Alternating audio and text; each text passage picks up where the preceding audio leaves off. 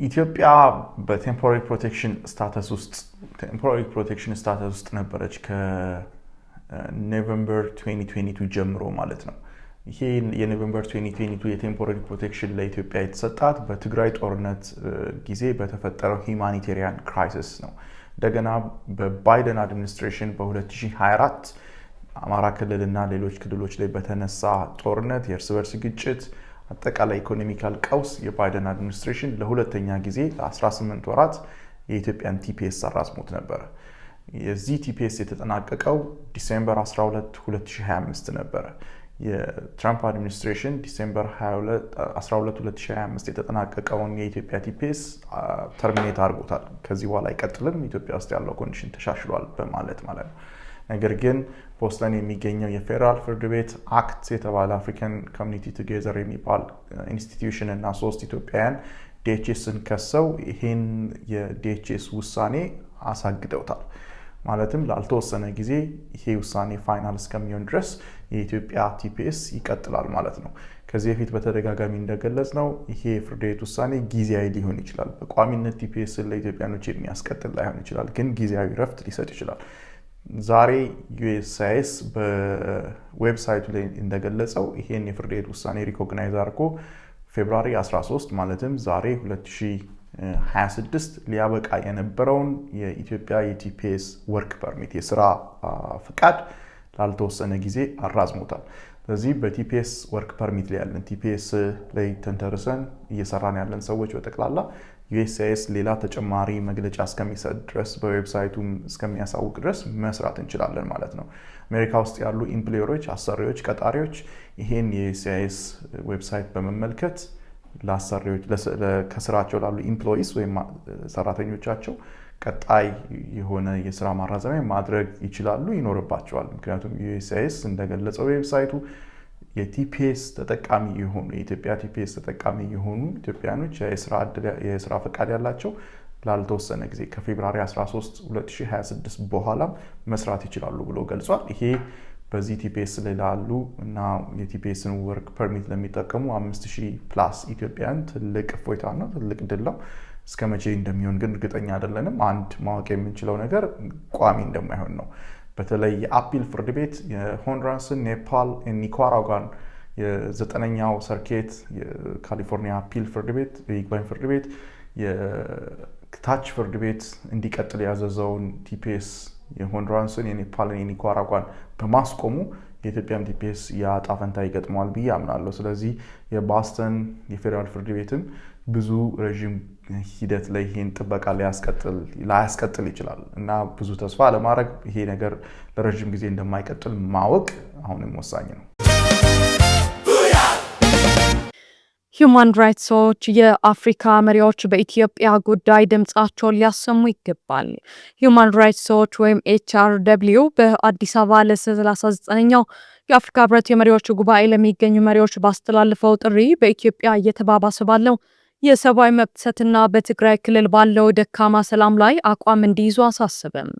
የመብት ተሟጋቹ ቡድን ዛሬ ባወጣው መግለጫ ያካተታቸው ዋና ነጥቦች የትግራይ ወቅታዊ ሁኔታ፣ በጥር ወር መጨረሻ ላይ በመካከለኛውና በደቡብ ትግራይ አዲስ ግጭት መቀስቀሱና ይህም ከፍተኛ መፈናቀል ማድረሱን ጠቅሷል። የተባበሩት መንግስታት ድርጅት የሰብአዊ መብቶች ከፍተኛ ኮሚሽነር ቮልከር ቱርክም ሁኔታው አሳሳቢ መሆኑና ገለልተኛ ምርመራ እንዲደረግ መጠየቃቸውን አስታውሰዋል።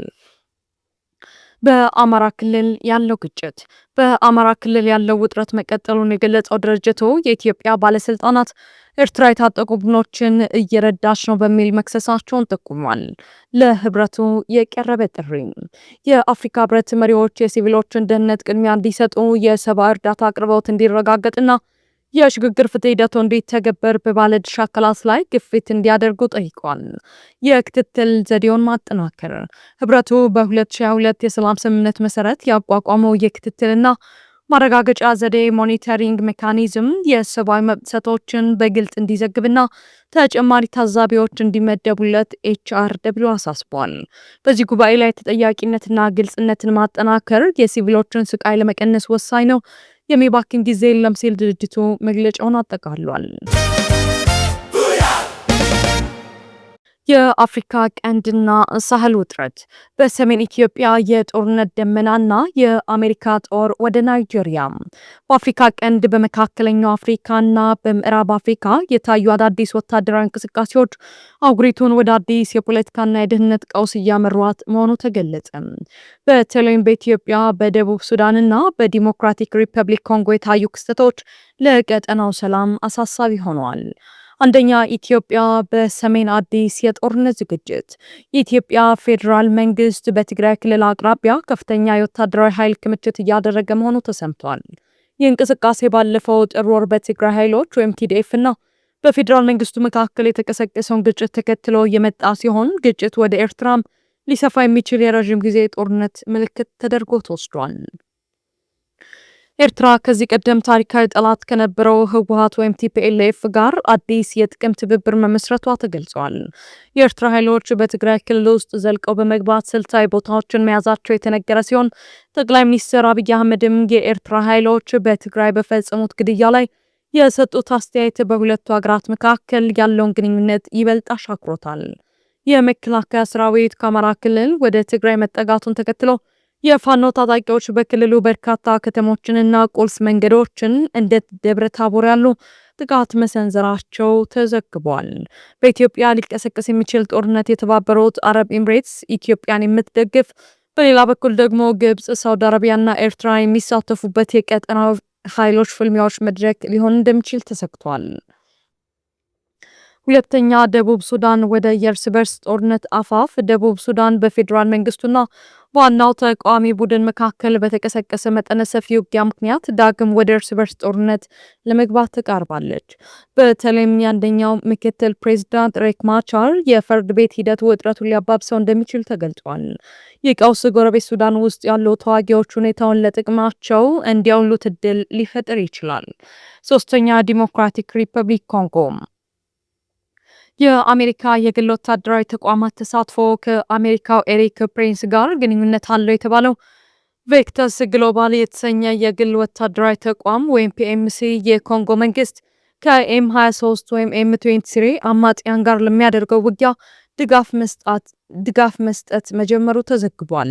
ይህ የአሜሪካ ኩባንያዎች ተሳትፎ መጨመር በምስራቅ ኮንጎ ያለውን ግጭት ወደ አዲስ ምዕራፍ ሊያሸጋግረው ይችላል ተብሏል። አራተኛ፣ ናይጄሪያ የአሜሪካ ጦር ስምሪት። አሜሪካ በቅርቡ በናይጄሪያ የደረሰውን ከባድ የሽብር ጥቃት ተከትለው የጸረ ሽብር ዘመቻ ድጋፍ የሚሰጡ 200 ወታደሮችን በሳምንታት ውስጥ ወደ ሀገሪቱ እንደምትልክ ታውቋል። ይህ እርምጃ በዋሽንግተንና በአቡጃ መካከል ያለውን ወታደራዊ ትብብር ይበልጥ ያጠናክረዋል።